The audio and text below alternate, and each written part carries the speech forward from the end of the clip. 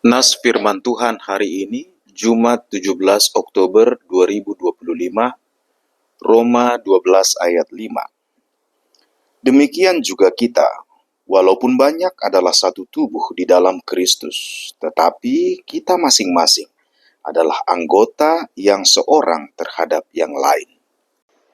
Pernah bermain gasing, Bapak Ibu?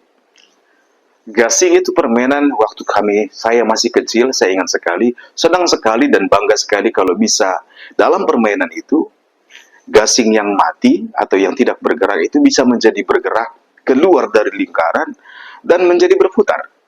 Wah, ini hebat dan itu akan menjadi kemenangan buat kita. Tapi kenapa gasing yang mati itu bisa bergerak, dipengaruhi oleh gasing yang bergerak? Ternyata di sini letak keajaibannya.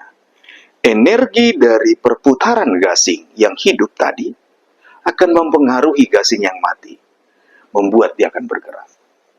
Seperti itulah gambaran hidup dalam komunitas. Komunitas, apalagi komunitas rohani. Bahwa tentunya gerak kehidupan di dalam Tuhan akan bisa mempengaruhi, memberi dampak kepada yang lain. Dan menjadi berkat.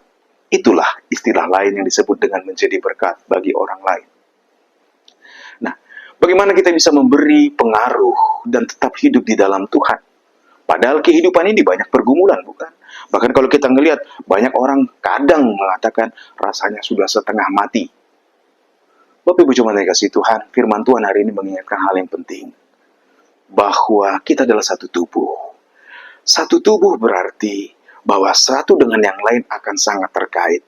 Bahkan membagikan energi kehidupan itu sendiri. Nah, bagaimana supaya tetap ada energi kehidupan di dalam kita? Pertama sekali yang perlu kita ingat, karena kebangkitan Kristus, kita tidak lagi hidup di bawah kuasa maut, tetapi di bawah kuasa kehidupan yang melingkupi kita. Hidup yang kita hidupi sekarang adalah di dalam Tuhan, apalagi karena kita sudah dibaptis. Oleh karena itu, segala macam teror, ketakutan, yang adalah gambaran kuasa maut yang mau melingkupi kita kembali, sesungguhnya bisa kita kalahkan kalau kita tetap hidup di dalam Tuhan atau beriman. Bagaimana caranya? Paulus mengatakan, kalau kita baca dalam Roma 12 ayat 1-nya, memberikan hidup ini menjadi persembahan yang hidup kepada Tuhan. Itulah ibadah yang sejati. Latria logika, atau yang latria logika artinya persembahan yang masuk akal. Bahwa sesungguhnya hidup yang kita hidupi sekarang, biar itu menjadi persembahan yang patut kita berikan kepada Tuhan. Hidupmu, hidupku, biarlah menjadi milik Tuhan. Yang pertama sekali.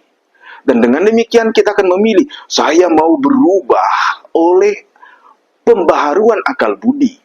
Ketika kita semakin mengenal kehendak Allah, semakin mendalami kasih Allah, kita juga semakin mengenal akan firman Tuhan. Kita mau diubahkan menuju ke arah yang sempurna, seperti dari ulat kepompong dan menjadi kupu-kupu.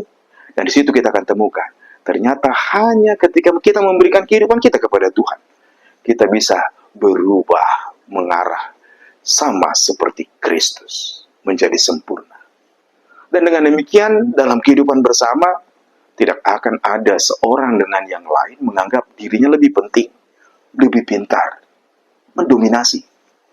Inilah celakanya dalam suatu perkumpulan atau kumpulan atau paguyuban. Kalau ada yang ingin mendominasi, kalau dalam istilah Bataknya gurudok, tentu akan tidak sehat. Makanya firman Tuhan mengajarkan kita akan bisa mampu memandang seorang dengan yang lain dengan kasih, bahkan melakukan bagian masing-masing karena karunia-karunia yang berbeda yang kita miliki. Situlah gambaran satu tubuh tadi akan mempengaruhi kehidupan satu dengan yang lain. Jemaat yang dikasihi Tuhan, tentunya kehidupan kita di bumi ini, di dunia ini, banyak pergumulan, bukan? Dan itu tema satu minggu ini. Tapi pergumulan-pergumulan itu akan menjadi sangat indah sekali dan memampukan kita sama-sama bergerak ketika kita sadar kita adalah satu tubuh.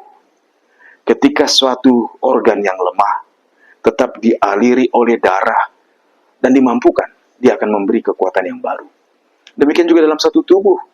Sebagai satu tubuh, kita akan memberikan pengaruh yang baik satu dengan yang lain. dalam komunitas yang rohani. Oleh karena itu, penting sekali, apapun kesusahan kita, jangan tinggalkan komunitasmu. Apalagi komunitas di mana kita sama-sama belajar akan firman Tuhan, sama-sama belajar untuk mengenal kehendak Tuhan, dan sama-sama saling mendoakan dan memuatkan.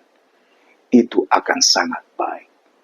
Oleh karena itu, jemaat yang dikasihi Tuhan, Bapak Ibu, sama seperti keluarga. Di keluarga pun, seorang dengan yang lain dalam satu keluarga tentu akan mencoba memberi pengaruh yang baik supaya semua hidup dengan sejahtera dan sukacita. Oleh karena itu, mari semua kita, Bapak Ibu jemaat yang dikasihi Tuhan, dalam segala derap langkah hidup kita, dalam pergumulan dan kesusahan kita, dalam sukacita, kelimpahan maupun kekurangan kita mengingat bahwa semua kita memperjuangkan hidup di dalam kasih Tuhan. Dan dengan demikian, semua akan hidup dalam damai sejahtera. Karena kita adalah satu tubuh di dalam Kristus.